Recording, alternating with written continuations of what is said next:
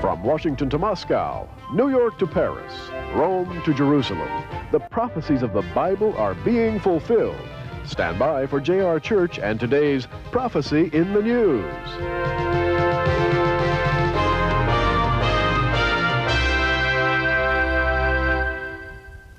On our last two broadcasts, we talked about the Old Testament and how they compare or correspond with the 22 letters of the Hebrew alphabet. Though there are 39 books in the Old Testament, in the first century there were 22 divisions, placing some of the books together to make one division. Well, our New Testament has 27 books, and we want to show you on today's Prophecy in the News how they correspond to the 22 letters of the Hebrew alphabet plus the 5 ending letters of the Hebrew alphabet, making a total of 27. We have a grand design here that is absolutely awesome. Gary Stearman is here to discuss with me God's divine designs of the Bible. And J.R., we're talking about grand design. We're talking about the divine and full inspiration of God as He manifested Himself in His holy word. We're not talking about something written by man. And as we look at the form, the structure of the Bible, we see incredible, huge designs that could never have been created by man. And what is so interesting to me, Gary, is that there are historians who say that the New Testament was just sort of thrown together as a hodgepodge of books, you know, that some council got together and decided that would to be the order of the book. But we have found that they actually are there by design, all 27 books corresponding perfectly with those Hebrew letters of the alphabet. Now, we looked at 22 letters for the Old Testament, but there are an additional 5 letters in the Hebrew alphabet called finals, sophit in the Hebrew, which means final form. And the letters Kaf, Mem, Nun, Pe, and Tzadi have a different form. And when you add those to the 22, you come up with a grand total of 27 letters in the Hebrew alphabet. Now, this is interesting, J.R., because what we have is a commentary that dates back to the early sages of Israel. They said that the final 5 letters of the alphabet spoke of God limiting Himself in creation. They said that if He hadn't set voluntary limits on Himself, His creation would have been absolutely perfect. There would never have been a sin problem. There would never have been any problems at all. But it's the grand plan of man that man should, or God, that man should suffer and work his way through to final redemption. However, we Christians look at the number 5 in quite a different way. For us, that's the number of grace. And what we see in the 5 finals is the ultimate manifestation of God's grace in redemption. And the grand total is 27 letters of the Hebrew alphabet. Could it be a coincidence that there are 27 books in the New Testament? Could not possibly be. God's grand design has laid out the New Testament just as He laid out the Old Testament. What is so fascinating, Gary, is that the Jewish people don't recognize the New Testament as being divine. That's right. And one day they will face it, and they will have to come to grips with this awesome question, especially when they learn that these letters of the alphabet describe each of the 27 books of the New Testament. Now, of these 5 ending letters, let's take a word, for example, a Hebrew word. When the letter Mem is seen somewhere in that word, at the beginning or somewhere in the middle of it, it is shown as one particular design. When that Mem is shown at the end of that word, it has a different design. So these are called ending letters, 5 of them. And that's what's so fascinating. They actually tell a prophetic message. Let's take the meanings of these 5 for just a moment and draw from them a conclusion. Okay. And by the way, when we talk about meanings of Hebrew letters, we're not talking about anything mystical. We're not talking about numerology. We're certainly not talking about the Kabbalah with all of its mystical incantations and symbology. We're talking about the straightforward teaching of the sages of Israel that the alphabet was given to man by God and that each of the letters of the alphabet has significance. and together they form His creation. Well, J.R., to me, this is a beautiful idea. Yes, it is. And it's high time that we looked at it in terms of our own Bible. Now, the 5 final letters. The first one is Kaf, Sofit, or final Kaf. Kaf is the letter called the letter of crowning achievement, and it's the first letter in the word Keter, or crown. One of these days, in the end of it all, we're going to have our crowning accomplishment, and we'll receive our crowns. Yeah. That's the message in the final Kaf. Then Mem. Mem final, Mem Sofit, as it is called, is used to symbolize that which is concealed. The Mem is a closed square box, the final Mem, and it is said by the rabbis to signify that which is concealed, those things of God, rather, which are concealed from man. And I think it means that one of these days, the end of the ages will come. Everything will be closed. There will be no more sin. It'll all be accomplished. Everything will be over. God's plan will come to its grand conclusion. Everything's wrapped up in a neat package. It's closed. Yeah. And the next letter is Nun, which has a bent form in the middle of a word and a straight form at the final. The final Nun, the Nun is the letter of faithfulness, soul, and emergence. It's very interesting, the contrast between the bent and the final, isn't it? Yes, it is. And I think it's important that we understand that in that day, when we're raptured, we will stand before God, no longer be kneeling. Right. We're saved by humility, being humble. But in that day, we will be able to stand before God and rejoice in His grace to us. The next one. The next one is Pe. This is the letter that symbolizes the mouth and speech. And the Pe that occurs in the middle of a word is a closed Pe, representing silence. The final Pe, or Pe Sofit, is an open Pe, and it represents speech. And I think in that day, when we get to heaven, we will know all things. We will be taught. We'll know the Bible from one end to the other. We will have intelligence and knowledge. The limitations that have been put on our brains as we live here on earth will be released. We will have all of our mental abilities, and it's going to be incredible what we'll learn about the universe. Indeed. And finally, Tzadeh. And this, J.R., is a beautiful letter. The letter Tzadeh has 2 forms. It has a kneeling form, and when it occurs in the center, it looks almost like a man on bended knee when it occurs in the middle of a word. But it has an extended final form called Tzadeh Sofit, or final Tzadeh. And this letter resembles the Hebrew word tzaddik, which means righteousness. And it means acceptance of the righteous person in the world to come. Well, that's the final grand 5th ending letter of the Hebrew alphabet. And we have 3 of them then that show kneeling and then standing. Kneeling and standing, kneeling and standing. We'll stand before God as righteous, receive our rewards, and for our faithfulness. What a beautiful picture, Gary. Beautiful. Now, these 5 final letters correspond to the 5 closing books of the New Testament. But yes, they do. At the moment, what we're going to do is go back to the beginning of the New Testament, trace through the entire Hebrew alphabet, starting with the book of Matthew and the first letter of the Hebrew alphabet, which is Aleph. Okay, Matthew represents Jesus Christ as royalty, as the king, his genealogy from David, and it's fascinating that Aleph has a meaning of royalty. Tell us about it. It does indeed. Aleph in the Hebrew method of interpretation is the representative letter of the one and only, the divine, the omnipotent God and His sovereign plan. That's Aleph. And that's Jesus in Matthew, isn't it? Yes, it is. Then we come to Mark, and the second letter, Beit. And Beit has a fascinating meaning. It really does, yeah. Well, Beit, by the way, I should mention that all Hebrew letters not only have a face value, if you will, a sound. Aleph is a silent. Beit makes the letter B. And the next letter, Gimel, the letter is the sound G. Not only do they have that face or phonetic value, they also have a numerical value, Aleph being the number 1, Beit being the number 2. Now, Beit, being the number 2, is said to represent 2 things.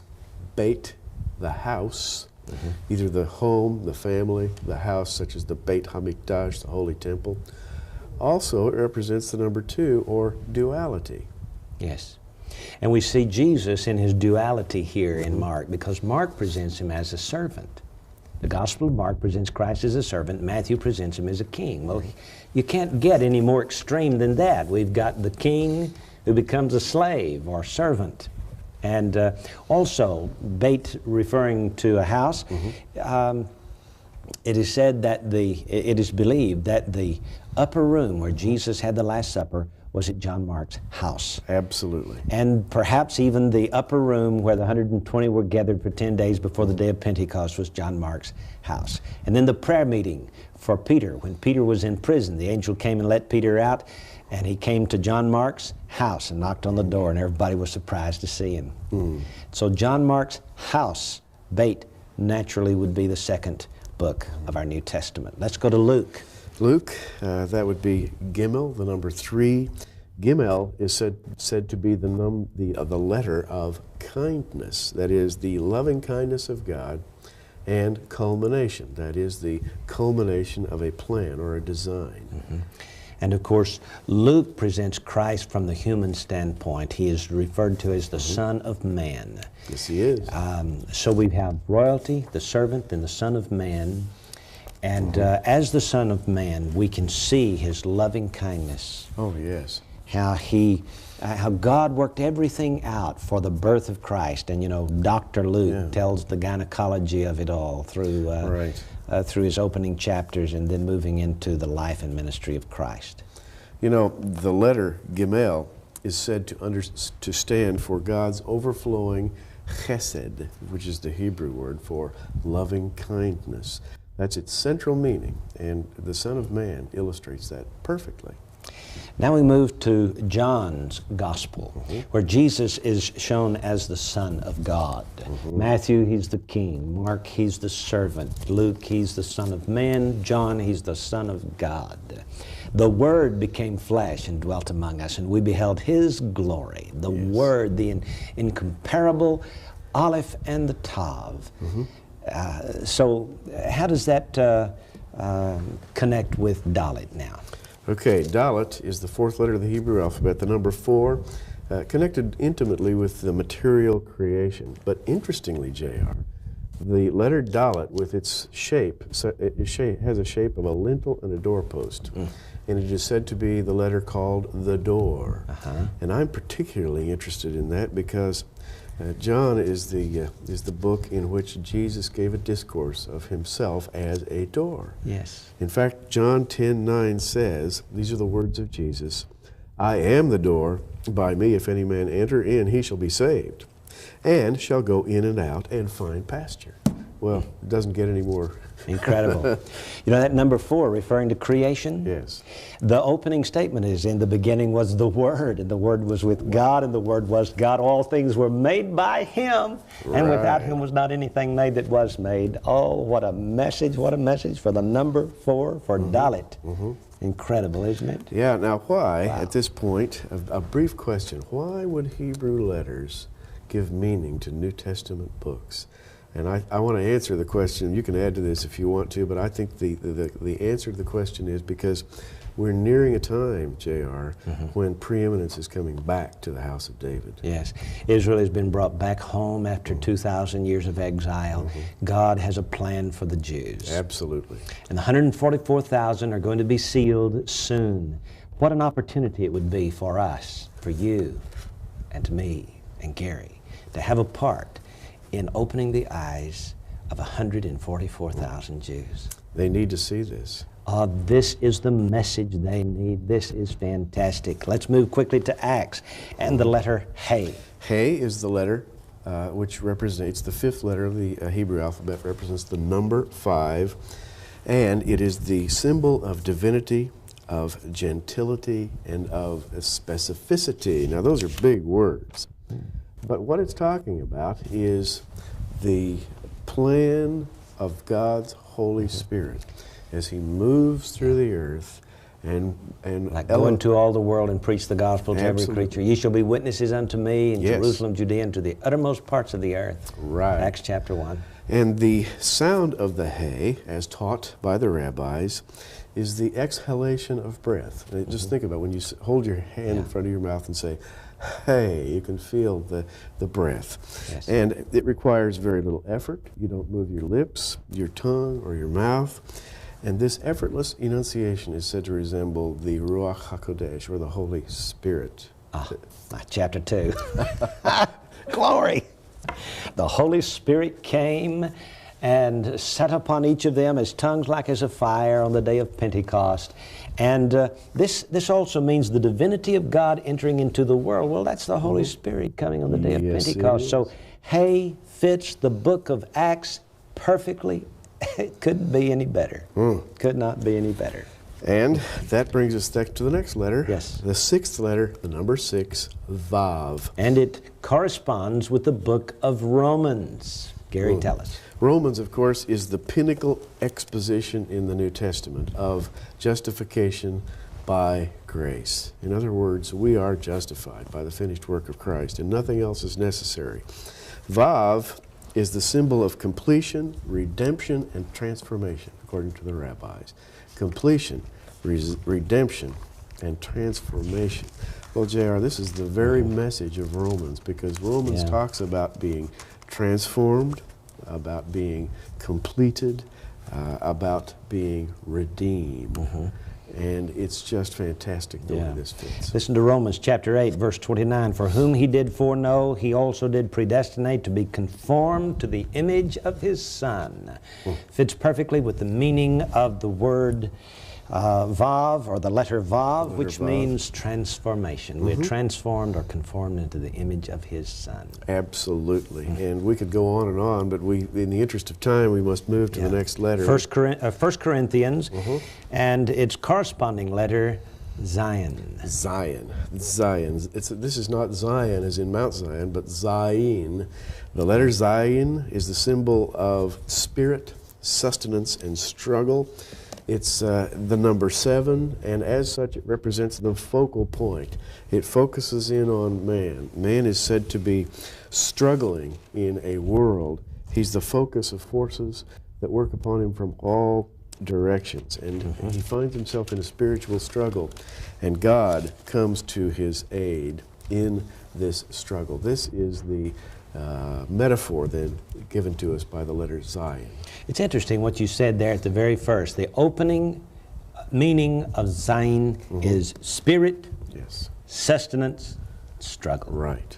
The Spirit is found in 1 Corinthians chapter 12. For by one Spirit are we all baptized into one body, whether we be Jews or Gentiles, whether we be bond and free, and all been made to drink into one Spirit. And of course the message of the here to Corinth, 1 Corinthians, is sustenance and struggle as well. They were struggling with they had spiritual gifts here, but they were struggling with carnality in the church. And so we can see Zion fits 1 Corinthians. Yes, it does. 2 Corinthians now, and the Hebrew letter Chet. Chet. Did That's I right. said that right? It's a difficult sound for us Americans to make. Chet, the symbol of transcendence, divine grace, and life. It's symbolic of the number 8, which we think of as the new birth. The Jews think of it as the number of transcendence, going beyond the number 7. It's going into the area of the divine life, if you will. It's a symbol of transcending worldly life and moving into the life of God. Transcendence. Yes. Listen to chapter 5. For we know that if our earthly house of this tabernacle were dissolved, we have a building of God, and house not made with hands, eternal in the heavens. Verse 8, for we are confident, I say, and willing rather to be absent from the body and to be present with the Lord. And so here is the transcendent nature of the Hebrew letter Chet in 2 Corinthians. Yes, indeed. And 2 Corinthians is also the book where Paul says, he quotes Jesus, words to him. Jesus said, my grace is sufficient for thee, for my strength is made perfect in weakness. In other words, transcending the bounds of the physical flesh and moving into the life of God. Well, listen to chapter 12 of 2 Corinthians. I knew a man in Christ about 14 years ago, whether in the body or out of the body, I cannot tell. God knoweth, such an one was caught up to the third heaven. And I knew such a man, whether in the body or out of the body, I cannot tell. God knoweth, how he was caught up into paradise and heard unspeakable words which it is not lawful for a man to utter.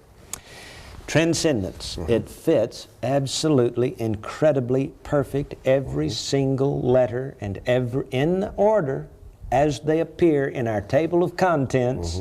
We don't have to switch anything around. Isn't that amazing? J.R., I know that there may be some watching right now who are saying, well, you guys, you may have, you've got something of a point, but aren't you stretching it a little bit? Oh, goodness, no. Oh, no, I don't think we are. As a matter of fact, we've kind of bent over backwards to check ourselves and make sure that we're not seeing things where they don't exist. I would invite you to make a similar study, and I think you're going to be amazed. Yeah. Next letter is called Tet. Tet. It's the symbol of objective goodness. And I think it fits with Galatians. You know, oh, foolish Galatians, who had bewitched you? Yes, indeed.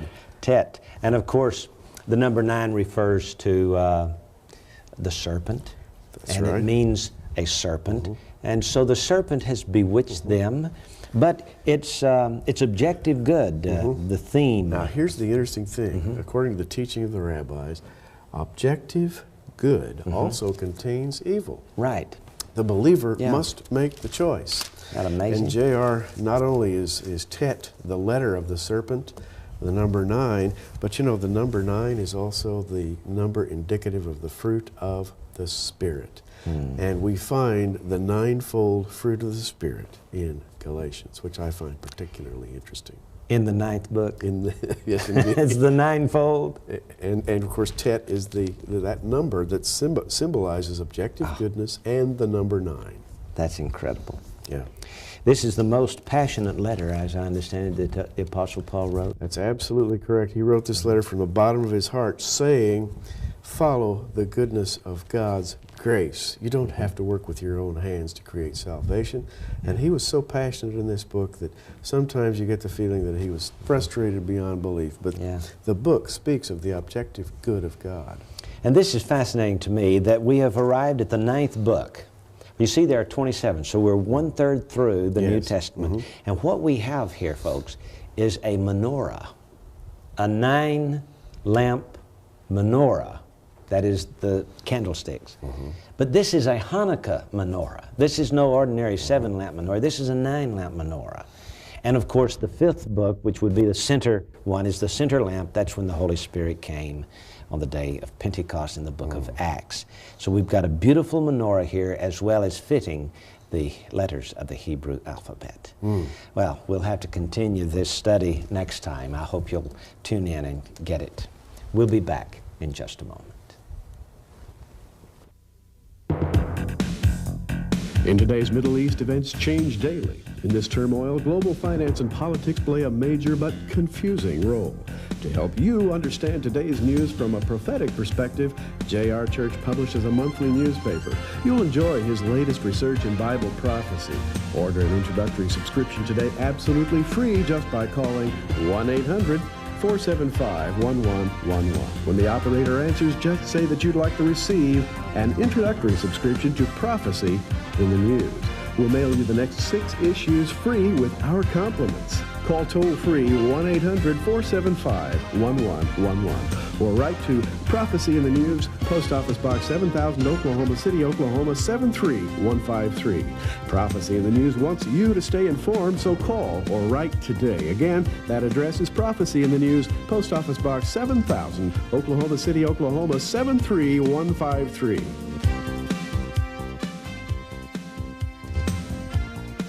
Well, I want you to know that it's 1993 and time to talk about our Tape a Month Club.